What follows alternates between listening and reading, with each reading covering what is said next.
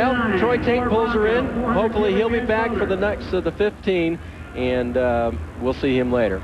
Well, guess where we put our camera this week? It's with Rob Mello. We're going to be inside with Rob watching him work. Rob Mello says, I talk to myself, and then he said, well, I don't know if I talk to myself or I think I talk to myself. But Rob Mello, 128,000 miles, never had the valve covers off of it. So he claims. Well, hi, Mom and Dad. Won a set of Doug Thorley headers, put them on there, and said, boy, this thing runs better. Here goes Rob Mello from Fresno, California. Riding with him, you are with Rob Mello. First jump over the Cadillac, it didn't get him. No, it didn't, and look at his arms. I mean, he's high-hearted the truck, just beating it to death. Now, hands all over the place, and just throttling it. 15 seconds, and he's down to the last. We thought this might be Mello's night. Here comes the big whoop. Let's go to the finish line. 23:51. Mello's in the hunt. He didn't take out any stakes. A good run there, and you saw him working awful hard. Rob Mello stops the truck. That's also part of the rule. He's got to come to a complete stop. Lets the other competitors come out, and a fine run for Mr. Mello. Well, Walt is going to catch up with him now as he goes towards the back there. Walt, you got Mr. Mello there? You betcha. I got Rob Mello right down here. I tell you, Rob, it looks like a good run for you out there. But, boy, this is a tough track. Yeah, it is. We're just trying to make the top 15, and the next go-around, we're going to go for broke. Okay, what are you going to change? Anything between the rounds? Drive it harder. Okay, well, that's as good a simple formula as can happen. Just drive it harder. Well, you guys work a little harder up there at the top. Hey, we'll watch Rob Mello do his work here.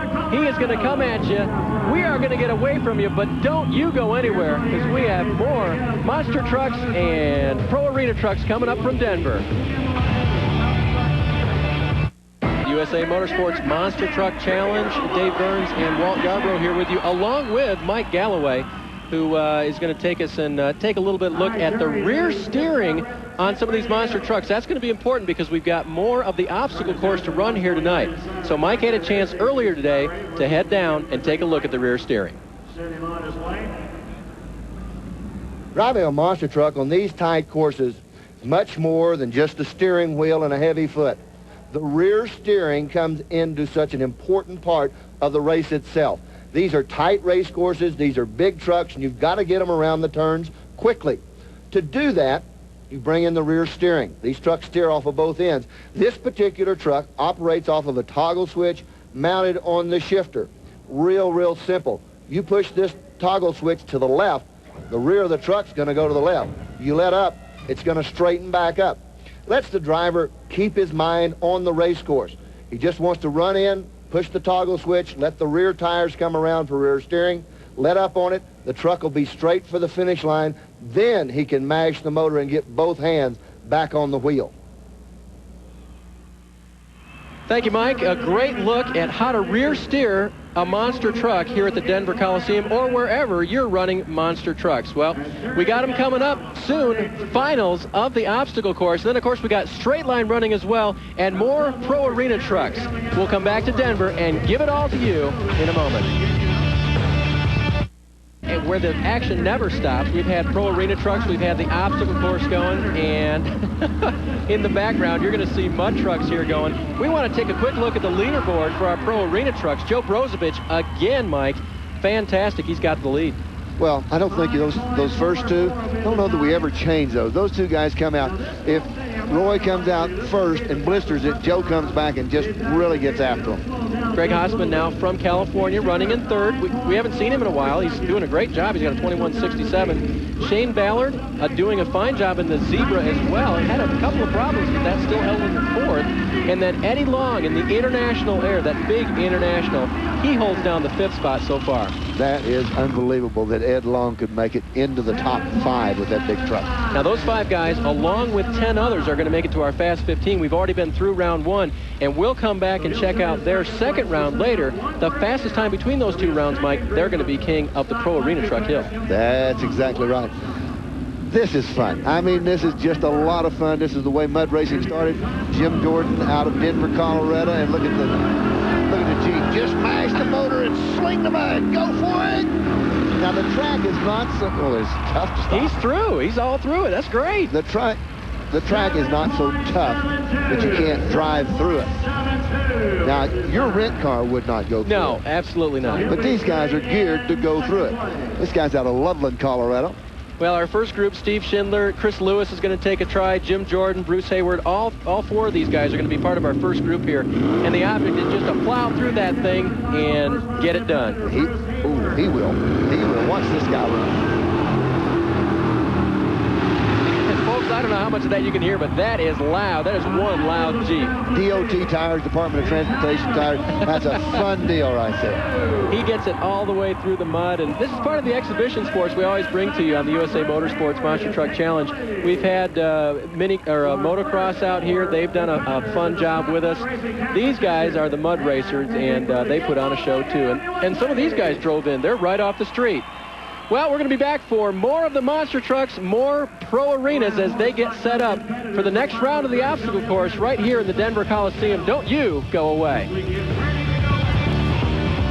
The Motorsports Monster Truck Challenge continues, but not for one driver yet. Now, Dave Morrison, the equalizer, has had some problems. He was unable to make the first round of the obstacle course, and he's going to stand by right now with Walt Yarbrough.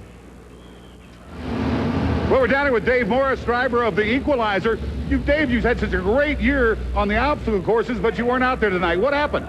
Well, we've had some tranny problems and had a clutch problem. We got it fixed, but now since our clutch is too loose to go back out for the turning course, it's taking a lot of RPM to move this truck, and we'd really rather tighten the clutch up. We hadn't really got time to do it right now.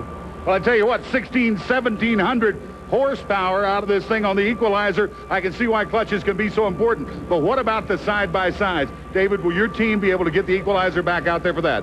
Yes, we're going to make the side-by-sides. It's a little touchy on it. We could make the last round roundy round, but with this thing taking so many RPM to move, we're afraid it'll burn the clutches out of it. So, hopefully we'll go out there and make the first round of side-by-sides.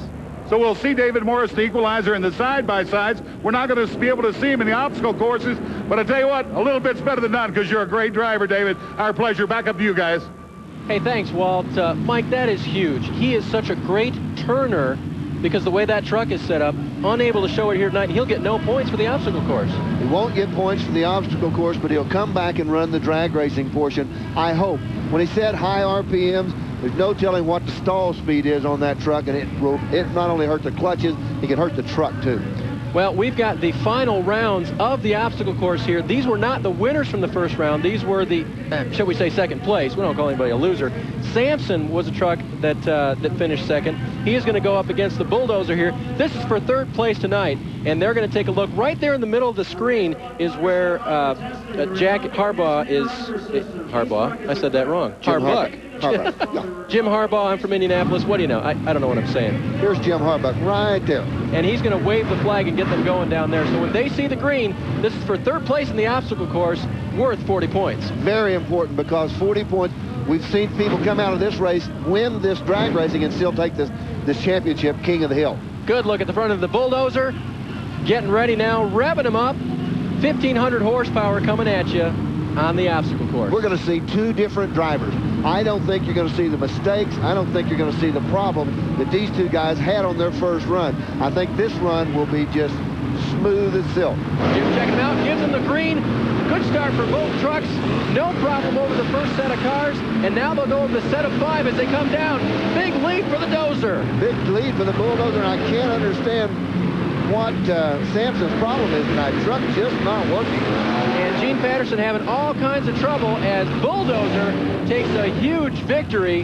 And now Samson will come across in the second place. He'll finish fourth tonight, worth 30 points. Well, there's the Bulldozer. Good job for Lowry's, their sponsor there, for beef jerky. Let's take a look. And the rear steering that you talked about earlier, let's see how he does this here, Mike. Watch this. This guy really is smooth. See the tires when they come over? You want them now. He's just starting to bring them out. They're cutting it in. The tires are turned. What you need to do, see how they've got them all turned to the one side. Truck leans well, but the tires are automatically straight when he goes for the finish line area.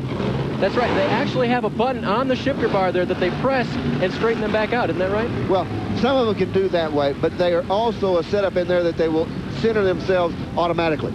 so you don't have to worry about staying on the button. Let off the button and just let it go straight. Well, here comes the finals of the obstacle course tonight. $300,000 worth of equipment sitting out there right now. It's Bigfoot 14 against the Snakebite. Both of these trucks are awesome. Well, the two people that own these trucks, not a lot of love lost. Of course, we're talking about Dan Runte and Sky Hartley getting ready in the Snakebite there. You see the eyeballs flashing. He is ready to go. He's got his reflector shield up there on the front end. They are getting them powered up, and they will go up and scoot up next to that first little jump there and get ready for the green flag from Jim Harbuck. Sky, and I don't think this would happen, but if anything, Sky could be just a little bit intimidated racing against Dan Runte. Also, in a second breath, he wants to win. He's got him, though, at the first turn. It is Hartley. He has got the lead across the first set of cars. It is still Snakebite. Mike, he's doing it. You're going to have to hold on. Huge upset. Sky Hartley and the Snakebite have just beaten Bigfoot and Dan Runte. A great run for the Snakebite. Fantastic. Oh, beautiful. Beautiful. The kid did everything right. Nothing wrong. Great steering on the back of it. Let's take a look at him as he's going to come right up in the easy boy. Truck that's the lazy boy where I come from, but I know what you're saying. Look, comes off, the tires are already ready to go. The rear steering is cut. He's got the truck swinging around, headed for this straight area right here, up and over the cars, lands well. Now watch when he comes down in this. Watch when he comes to this finish line. Man, Mike, that was just a pretty run. He did everything he was supposed to, got it turned hard, and then got it straightened out extremely quickly. Well, we talked about Sky Hartley and the job that he did. Walt standing by with him down in the pits. Yes, sir. I got Sky Hartley down here in the Snakebite. Sky, you took on the foot and you mashed on him. Yes, I've been running Dan Runte for a few years now, and it's always a challenge to beat. He's one of the best. And, man, I'm excited. Well, I'll tell you what, do you think it's his big red snake eyes that just popped out and bit him? Yeah, I think they intimidated him a little bit. Well, I tell you what, Sky, you did a tremendous job. You had these rear wheels working well, and you got off the line quick. Did you do something different for this high altitude? Yeah, I changed my pedal. You know, your air density gets a lot lower when you're up here, and I had to lean out my motor as much as I could, and it seems to be working fine so far. Well, I tell you what, the Snakebite struck tonight. Back up to the guys in the booth. I tell you, Mike, he did a great job. He did a wonderful job. Remember this, lean is mean. When you start leaning it down, you got a tendency to burn pistons. If there's a fine line between horsepower and burn pistons, and he's on the line. Well, Snakebite will get 60 points. He's not king of the hill yet, but he's a long way toward it. We're going to come back a bit later and see him in the side-by-sides. That's a drag racing portion. And we've also got the Pro Arena Trucks Finals, the Fast 15. But right now, we're going to send it back to Charlotte, and we'll be back with you later.